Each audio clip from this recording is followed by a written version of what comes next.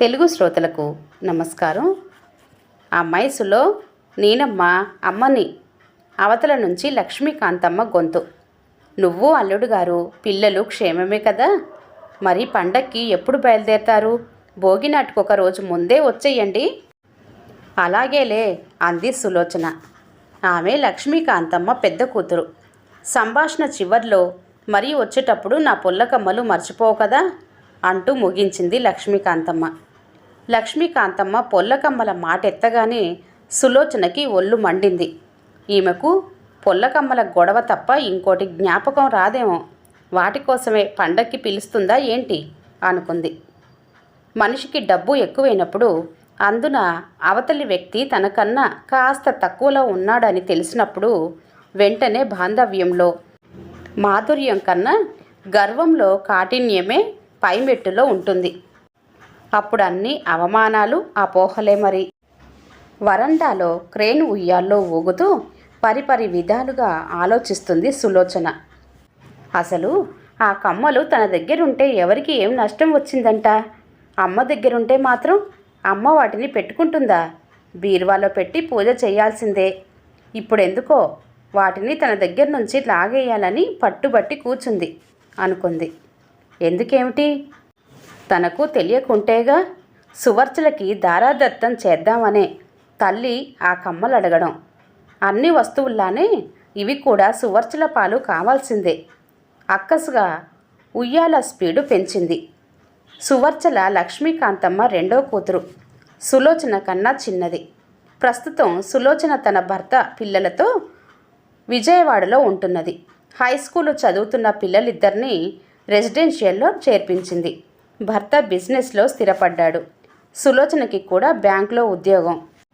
జీవితం పరిపూర్ణంగా ఉందని చెప్పడానికి కావలసిన అన్ని హంగులు వాళ్ళకున్నాయి. సులోచనతో పోలిస్తే చెల్లి సువర్చల ఆర్థికంగా చాలా వెనకబడి ఉన్నట్లే. సులోచనలాగా సువర్చల పై చదువులు చదవలేదు.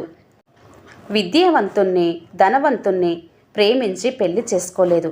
తన బావ శంకరాన్ని వ్యవసాయం తప్ప మరో ఉపలబ్ధి లేనివాన్ని ఏరి కోరి పెళ్లి చేసుకుంది. ఆమె సులోచనలాగా ఇద్దరు పిల్లలతో సరిపుచ్చుకోక నలుగురిని కన్నది. పెద్ద సంసారం. అసలు అమ్మకి సువర్చలంటేనే ఇష్టం. తనన్నా తన పిల్లలన్నా అంత ఆసక్తి లేదు. తను జీవితాన్ని గురించి ఎన్నో జాగ్రత్తలు తీసుకోబట్టి ఇవాళ ఈ విధంగా ఉంది. కానీ అమ్మకున్న పక్షపాత బుద్ధికి నాన్న పోయాక తన గతి ఏమై ఉండేదో. తన మీద తను జాలిపడుతూ తన కార్యసాధనకి గర్వపడ్డది సులోచన. చిన్నప్పుడు బడికి రమ్మంటే రాకుండా అమ్మ వెనక దాక్కునేది సువర్చల. నాన్న తిడుతుంటే పోనివయ్యా, ఈ ఆడపిల్లలు చదివి ఏం చెయ్యాలంట అని అమ్మ వెనకేసుకొచ్చేది. అలా ప్రతి విషయంలో వెనకేసుకు రాబట్టి సువర్చల అలా పాడైంది. నా బావే అంటూ ఆ శంకరం బావని పెళ్లి చేసుకొని అనుభవిస్తుంది. జీవితానికి ప్లానింగ్ లేకపోతే బతుకులు సువర్చల బతుకుల్లాగే ఉంటాయి అనుకొని వ్యంగ్యంగా నవ్వుకుంది. సులోచన ఇల్లెప్పుడు నిత్య నూతనంగా ఉంచుకుంటుంది. ఏ సామానైనా కాస్త పాతబడ్డదన్న అనుమానం వస్తే చాలు దాన్ని తీసేసి కొత్తది కొనాల్సిందే. అలా ఎన్ని సామాన్లు! గ్యాస్ స్టవ్లు, కుక్కర్లు, డిన్నర్ సెట్లు, గ్రైండర్లు, సోఫా సెట్లు, బెడ్స్, ఒకటేంటి ఎన్నో. అసలు రవికి అత్తగారన్నా మరదలన్నా చాలా అభిమానం. టైం దొరికితే సాధ్యమైనన్ని సామాన్లు తన క్వాలిస్లో వేసుకొని విడవలూరికి చేరుస్తుంటారు. అలా తీసుకుపోవటం ఆయనకెంత మాత్రం విసుగనిపించదేమో. అట్లా విడవలూరు చేర్చిన సామాన్లు అమ్మ ఉంచుకుందా? అబ్బే, రెండోసారి వెళ్ళి చూసేసరికి ఏమీ ఉండవు. పొయ్యిలో కట్టెలు పెట్టి ఊదుకుంటూ నీళ్లు కాచాల్సిందే. పచ్చళ్ళు రోట్లో రుబ్బాల్సిందే. భోజనాలు అరిటాకుల్లో చేయాల్సిందే. ఏం పద్ధతులు ఆమెవి! చాదస్తపు పద్ధతులు. అదేమంటే అటువంటిది నాకు అలవాటేనమ్మాయి అంటుంది. రవి మాత్రం రోట్లో రుబ్బారా, చాలా బాగుంది అంటుంటారు. ఆ సువర్చల అదేమిటో గాని ఎప్పుడూ నవ్వుతూ తుల్లుతూ ఎంత సంతోషంగా ఉంటుందో. అందరినీ నవ్విస్తూ ఎంత సరదాగా ఉంటుందో. దాని ముఖం డబ్బు లేని చోట సంతోషం ఎక్కడి నుంచి వస్తుంది? అంతా నటన, ఉక్రోషంగా అనుకుంది సులోచన. చూడు రవి, అమ్మ వస్తువులన్నీ సువర్చలకు చేరుస్తుంది అని తను రవి దగ్గర బాధపడితే అతనేమన్నాడు? నీకనవసరం లేని వస్తువులు ఎక్కడుంటే ఏం సులోచన, సువర్చల పరైదా అన్నాడు. మరదలు వండిపెట్టే కోడికూర మినపగారెలు తిని తన మీద చాలా ప్రేమ అనుకుంటున్నాడు అమాయకుడు. అదంతా కాకాల బిజినెస్ అని తెలిస్తేగా రవిని మూర్ఖుడుగానో తనని తాను చాలా తెలివిమంతురాలిగాను ఊహించుకొని అతిశయపడ్డది సులోచన మరోసారి. గత సంవత్సరం విడవలూరులో పనిమనిషి సుబ్బమ్మ తనకి తలంటుతూ ఉంటే ఆమె చెయ్యి తగిలి తన కుడి చెవి కమ్మ మలి చుట్టూ విరిగిపోయింది. అప్పుడమ్మ ఉత్త చెవులతో ఉండకూడదమ్మా అంటూ బీరువాలో నుంచి ఆ పొల్ల కమ్మలు తీసిచ్చింది. అంతవరకు బాగానే ఉంది. పెద్ద పగడాలు మధ్య ముత్యాలు పొగిడిన ఆ కమ్మలు తన ఎర్ర చీరలకి మ్యాచింగ్ వేసుకుంటుంది. అవి యాంటిక్స్ లాగా ఉంటాయంటారు తన స్నేహితులు. ఆ విషయం రవికి చెబితే యాంటిక్స్ చూసుకోవాలే కానీ వేసుకోకూడదు సులోచన అన్నాడు. ఇహ అప్పటి నుంచి మొదలు ఆ కమ్మలు తెస్తున్నావా అని అమ్మ ఒకటే పోరు. ఆ కమ్మలు వేసుకునే హక్కు తనకి మాత్రం లేదా? అసలు తను ఎప్పుడు వాళ్ళకి ఇవ్వడమే తప్ప వాళ్ళ దగ్గర నుండి ఎప్పుడైనా ఏమైనా ఆశించిందా? ఇన్నాళ్ళకి తను ఆ కమ్మలు మాత్రం తన దగ్గర ఉంచుకుంది. అది ఉంచుకోవాలని సొంతం చేసుకోవాలని కాదు.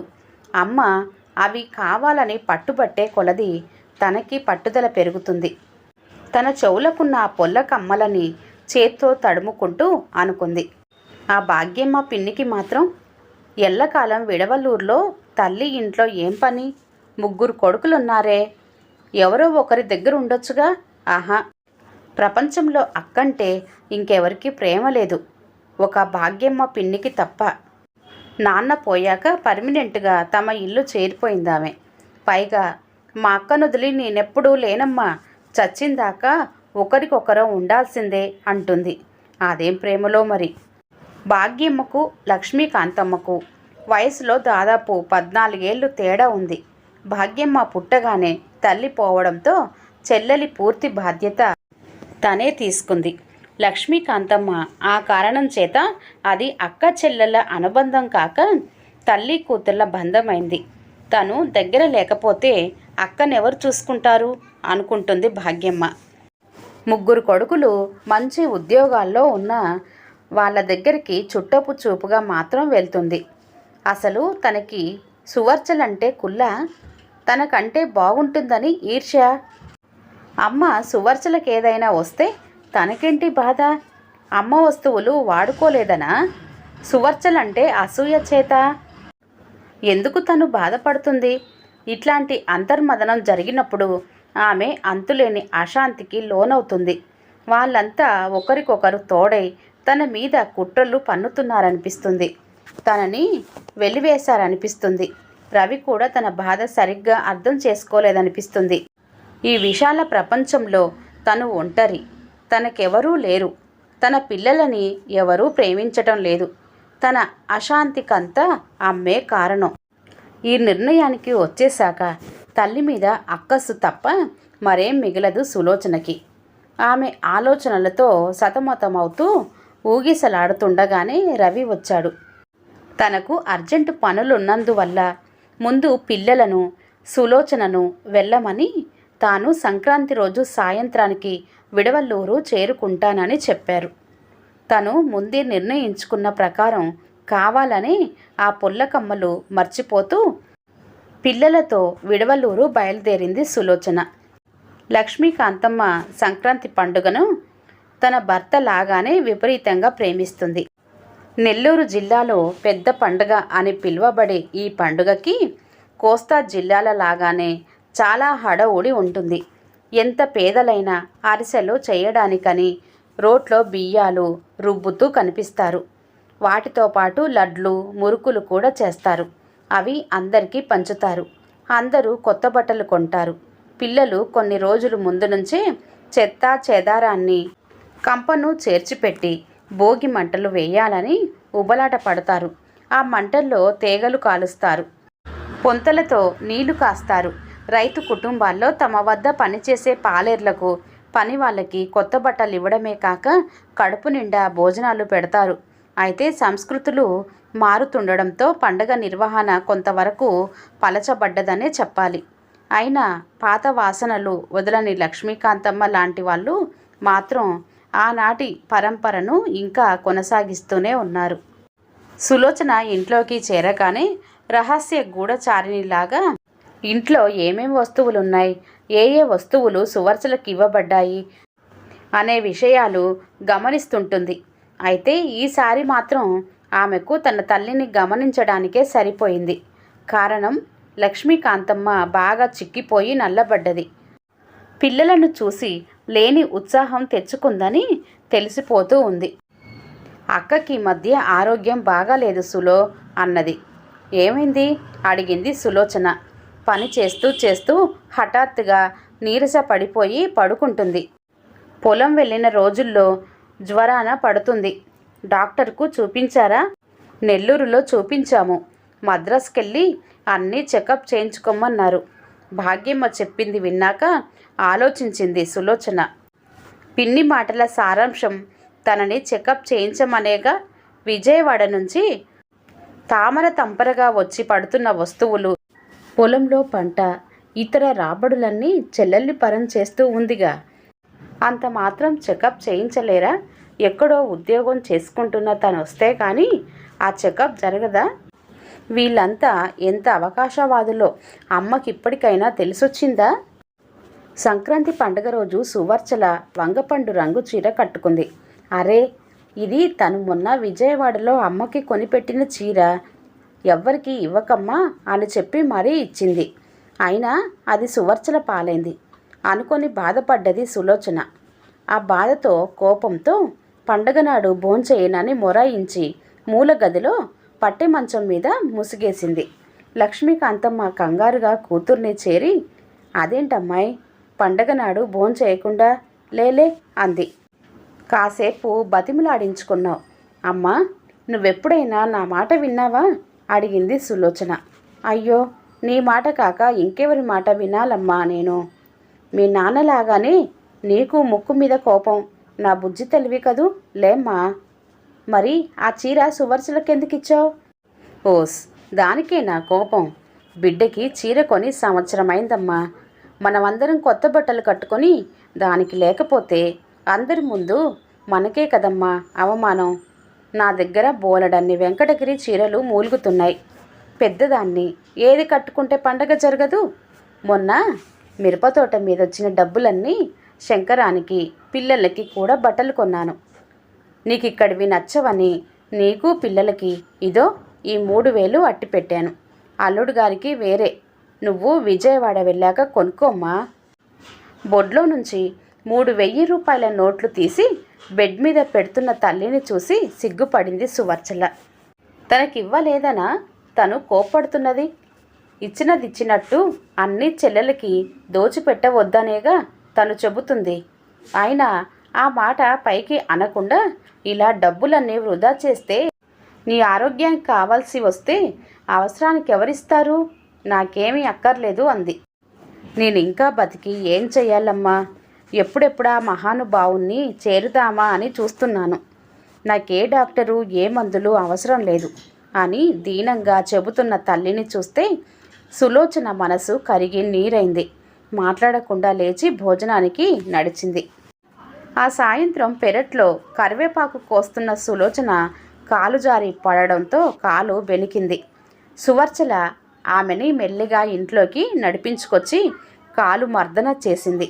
అదంతా సహజమైన ప్రేమగా తోచలేదు సులోచనకి. తన నుంచి ఏదో ప్రయోజనం ఆశించే తనకిలా సేవ చేస్తుంది అనిపించింది. సంక్రాంతి రోజు సాయంత్రానికి రవి రావటం, మరుసటి రోజు సాయంత్రం అందరూ విజయవాడ బయలుదేరడంతో ఆ సంవత్సరం విడవలూరులో సంక్రాంతి ముగిసింది. సంక్రాంతి వెళ్ళిన 3 నెలలకి సులోచన మంచి నిద్రలో ఉండగా ఫోన్ మోగింది. అవతల నుంచి భాగ్యమ్మ పిన్ని. ఆమె గొంతు గద్గదిగంగా ఉంది. ఏదో శక్తినంతా కూడా తీసుకొని మాట్లాడుతున్నట్టుంది. సులో, అమ్మకి బాగాలేదు, ఛాతీలో నొప్పి అంటే నెల్లూరులో ఆసుపత్రిలో చేర్చాం అంది. సులోచన నిద్రమత్తు వదిలిపోయింది. సులోచన ఫోన్లో మాట్లాడుతున్నంతసేపు ఎవరో సన్నగా ఏడ్చినట్లు, హడావిడిగా జరుగుతున్నట్లు అవతల నుంచి శబ్దాలు వినిపిస్తున్నాయి. సులోచన గుండె వేగంగా కొట్టుకోసాగింది. వెంటనే రవిని లేపింది. అందరూ బయలుదేరారు ఆ రాత్రిలోనే. అయితే వీళ్ళు విడవలూరు చేరకముందే లక్ష్మీకాంతమ్మ భౌతిక గాయాన్ని విడవలూరు చేర్చారు. 11వ రోజు కర్మ ముగిసింది. మునుమాపటి వేళ అందరూ ఆరు బయట కూర్చున్నారు. కరెంటు లేదు. అంతా చీకటి చీకటిగా ఉంది. వరండాలో భాగ్యమ్మ స్తంభానికి ఆనుకొని ఇక నువ్వే నాకు ఆసరా అన్నట్లు కూర్చొని ఉంది. కాస్తంత అవతల ఒక మూలన కూర్చున్న సువర్చల సన్నగా ఏడుస్తుంది. నిశ్శబ్దాన్ని ఊరడిస్తున్నట్లుంది ఆమె ఏడుపు. బాదం చెట్టు కింద వాలు కుర్చీలో కూర్చుంది సులోచన. ఇంతవరకు తానెరగని ఓ కొత్త మనిషి తనలో నుండి బయటికి వచ్చినట్లుంది సులోచనకి. ఆమె ఉన్నట్టుండి, సువర్చల, నీ పర్సిలా పట్టుకురా అంది. సువర్చల పర్సు తెచ్చాక లోపలి జిప్పులాగి ఓ చిన్న పొట్లం తీసింది. అవి సువర్చల చేతిలో పెట్టి, ఇవి నీకే అంది. అవి పొల్ల కమ్మలు.